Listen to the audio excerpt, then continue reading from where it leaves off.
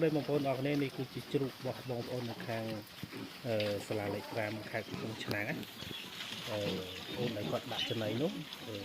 គាត់ប្រើចំណៃ AGP 861ចំណៃកូនជ្រូកណាចំណៃនោះគឺមានក្លិនឈ្ងុយហើយវារសជាតិរបស់គោហើយគុណទូកស៊ីទៅវាឆ្លោះល្អ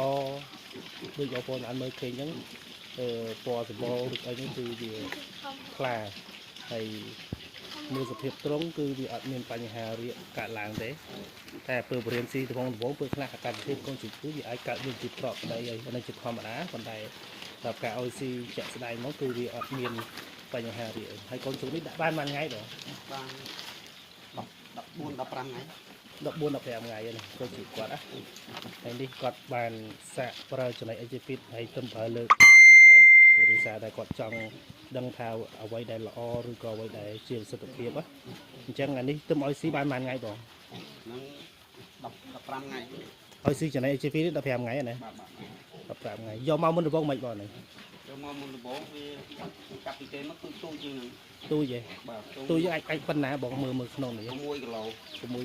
ចាអានេះបើសិនតែយើងខ្លាំងប្រហែលគីឡូបងអត់យើងចាប់ខ្លាំងបាន15ថ្ងៃហ្នឹងខ្ញុំខ្លាំងបានឡើងបាន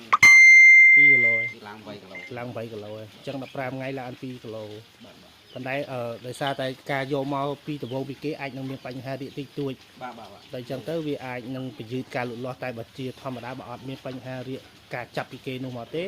ជ្រូកនេះនឹងអាចលើសពី2គីឡូក្នុងរយៈពេល15ថ្ងៃវារៀបមែនតែវាស៊ីរហូតបាទហ្នឹងអញ្ចឹងជ្រូកដែលយើងយកមកដំបូងវាអត់តស្និទ្ធនឹងការស៊ីចំណីក៏វាអត់តស្ទុះដែរតែនៅពេលដំណាក់កាលនេះពីចាប់ដើមស្និទ្ធនៃការស៊ីចំណីវាអាចនឹងស្ទុះល្អលឿនជាងរយៈពេលមុនបាទនេះបងអាចអង្កេតមើលតាមបានបន្ថែម